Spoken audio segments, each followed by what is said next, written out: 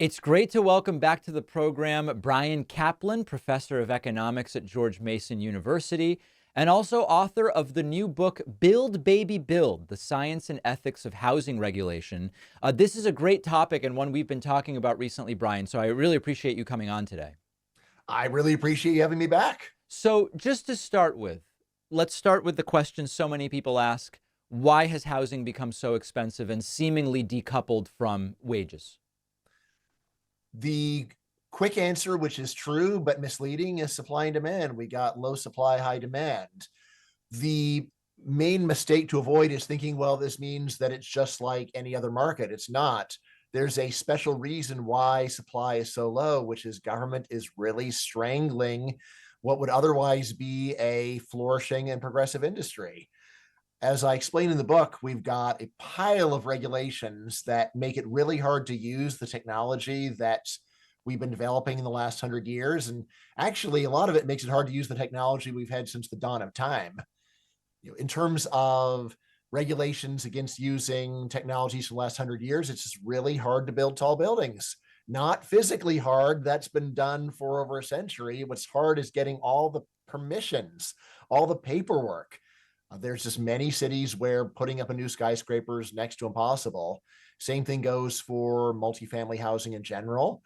This is something where governments really treat you almost like a criminal if you want to build an apartment. Most of the US, something like 80% of residential land is set aside only for single family homes. Right.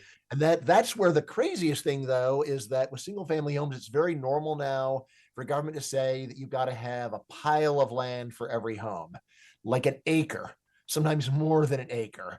It's like this would have never occurred to people in earlier times. Wait, we can't put 4 homes on an acre. Why not? And the answer is regulators say, well, we just don't think that's the right kind of neighborhood to have. We don't want to have one where people can see their neighbors. So you can't do it. And that means we wind up wasting most of our land thanks to the draconian policies of the government. And the result is that we have very low housing supply. So let's dig into a few different elements of this. Now, just for context, I don't think it will necessarily shock the audience or you to hear that you're more generally hostile to regulation than I am as a general principle. Mm-hmm. While at the same time on this issue, I do think regulation is part of the issue, but I think it comes from both sides politically. Mm-hmm. There's also a moral aspect, which is that for much of the so-called American conservative movement, the single family home is more than just a housing unit, but it relates to cultural issues, social issues. There are other reasons why the single family home and the regulations around it have been supported by some on the right. But let me zoom out a bit and then give you an opportunity to kind of weigh back in.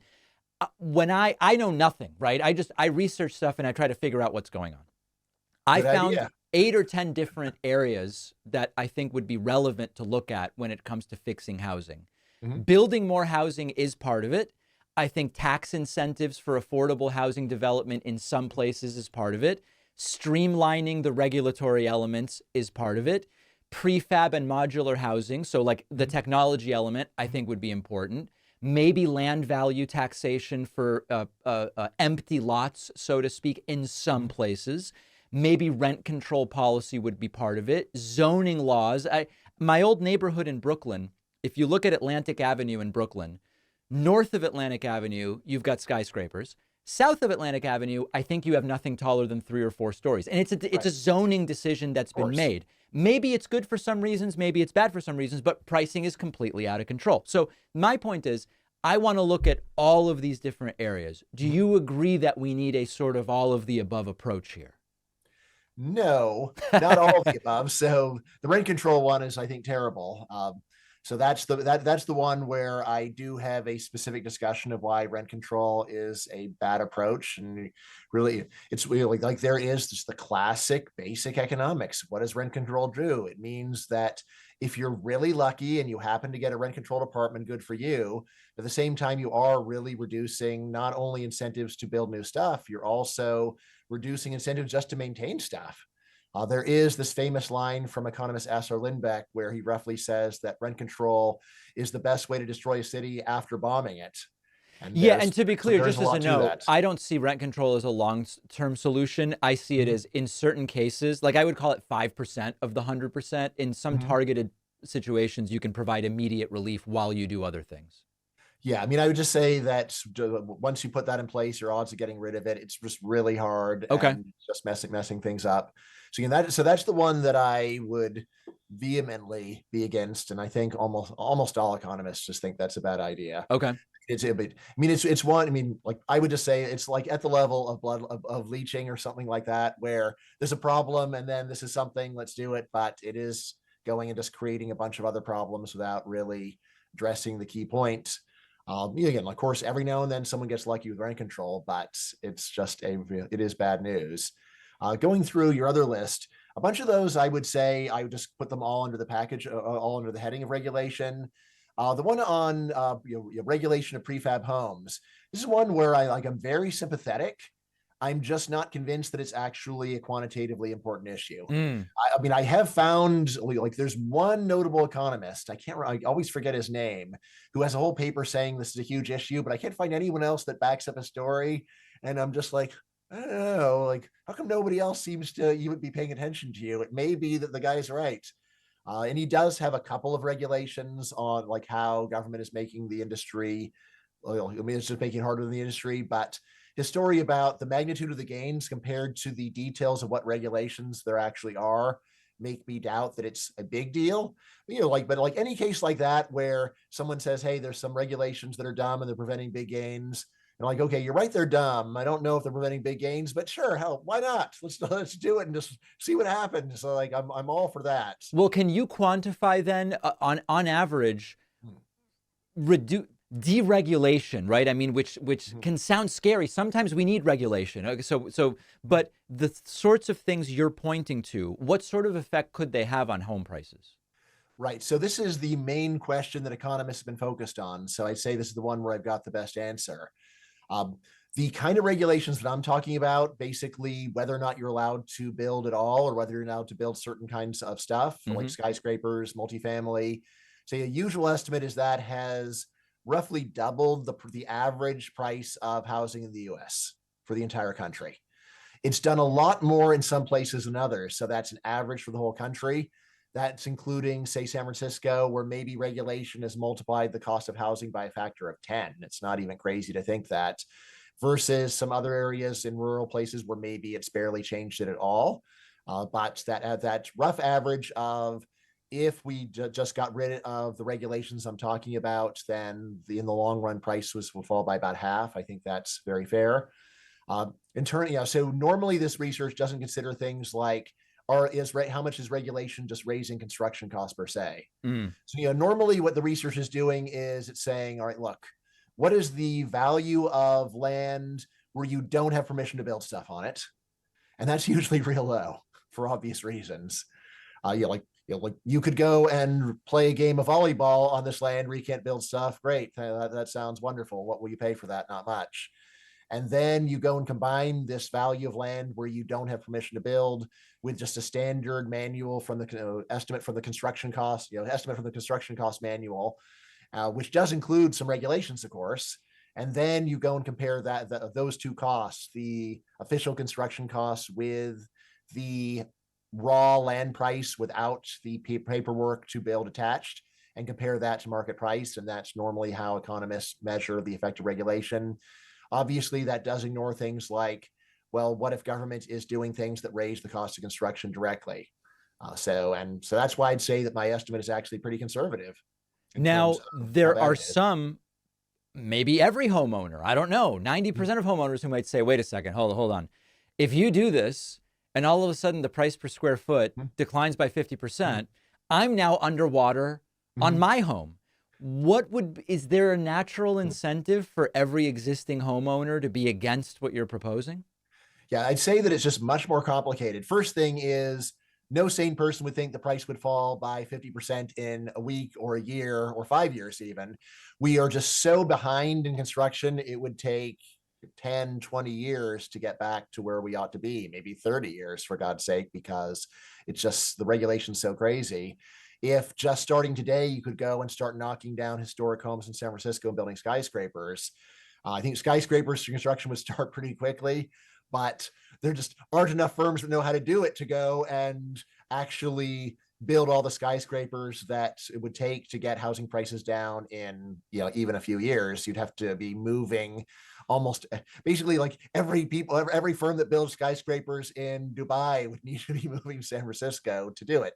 So it's going to take a while, which honestly does actually alleviate what I consider more serious worry, which is just that there could be major mortgage crisis problems like there were in 2008 if prices fell 50% overnight. Mm. Stretched out over decades, I think the financial system can totally handle it. But anyway, that aside, most people do think that the whole problem does come down to selfish homeowners who just don't want to see their housing price go down. What I say there is two things. First of all, we've got a lot of public opinion evidence saying that it's not just homeowners that are pro-regulation. Almost all humans are pro-regulation, whether they're owners or tenants. Right? And what's going on? Honestly, I think that the right story is basically the same one for almost all government policies, which is that policies exist because most people think they're good for society. My first book is called The Myth of the Rational Voter. One of the best known facts about public opinion is that it has almost nothing to do with objective self-interest and almost everything to do with philosophy. Usually it's half-baked philosophy, poorly thought out philosophy, often with piles of misconceptions thrown in. But it's not that people look at the world and say, what's in it for me? No, I've done the math. This is bad. All right. Now, that doesn't mean that deregulation would be good for homeowners, but actually, when you calm down a bit and think about it, it's actually a mixed bag even for homeowners. Why?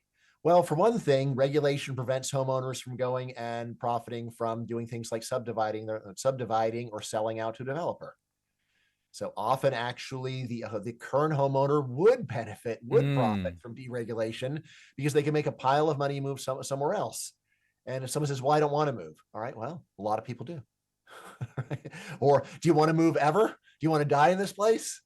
And and then it's like, well, what about your kids? Do you want them to be able to make a pile of money when you die? And if someone just says, never want to move, don't have any kids, don't care what happens after I die, it's all right. Well, then I guess you are one of the losers. You are one of the, yeah. So in terms but all of the other people now, but here is what I consider to be the really big. So two other really big things. So what if you want to upgrade? What if you're a current homeowner, but you want to move to a better place? Right. All right. Well, in that case, you're like you may say, well, on the one hand, I want housing prices to be high so I can sell at a high price.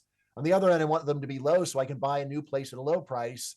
What do I want? And the answer is it's complicated. Right. Which means the deregulation might be good for you. And then the last one, which I think should appeal to almost any homeowner with kids, is do you want your kids to be able to afford to live within 100 miles of you?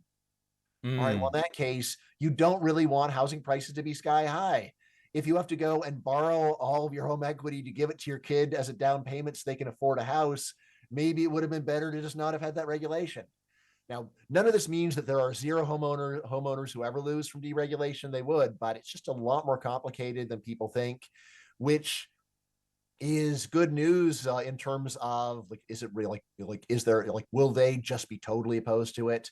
Although actually, like I said, it is just a wrong view of political psychology to think that the main barrier is hard-headed self-interest. Just think about all of the wealthy Democrats who totally favor higher income taxation. They're really common. And people say, well, common, it's but they're a statistically small part of the population. Well, it depends upon how high you cut the threshold for being rich. If it's like top quintile, like Democrats are at this point actually probably outnumber Republicans in the top quintile of the income distribution. And and there are people say, well, housing, it's so obvious that you lose from deregulation. Is that more obvious than that people in the top quintile of income lose from higher income taxation? It's just not. Well, on that note, I mean, I think it's important to distinguish. One type of deregulation would be, hey, instead of being able to build 4 stories, you can build 10 and it costs way less to get an approval. That seems different than another type of regulation in housing, which comes to the specifics of inspections and requirements for the actual building, which I think most people on the political left anyway believe are there to protect people so they don't end up in a house that 10 years down the line crumbles or whatever the case may be. You distinguish between these two types of regulation. Like honestly, so what I'll say is that there's barely any research on how much those costs. Things like inspections are adding. I think it is modest. I think so. Yes. Like I don't now, like I will say, like I think that it's crazy to think that someone's going to go and build a skyscraper that's going to collapse and Well, it happened in Surfside, Florida, not that long ago, yes, right? I mean, it does happen. yeah. So like if it's the standard of 0% probability, like I'm almost sure that building that collapsed was inspected. Yeah. I don't know the story, but I mean, like there is the point of getting risk down to zero is pretty much impossible. Yes. And the way that our media is set up is that the worst thing that happens on Earth is shown to all 8 billion people, and you make people feel like this is a serious risk that we should do a lot about. This is like my general view about safety regulation. But anyway, I barely talk about that in the book. It is not a big issue one way or the other. Absolutely. We've been speaking about the book Build, Baby, Build, The Science and Ethics of Housing Regulation. We've been speaking with the book's author, Professor Bryan Caplan. Bryan, always interesting to talk to you and a super important topic right now to be discussing. Fantastic. Right. And just to let you know, of course, you can get the book in almost anywhere, but Amazon's the easiest that I know of. So I'd start there. Yep. And we're linking to it in the video description as well. Thanks, Bryan. All right. Thank you.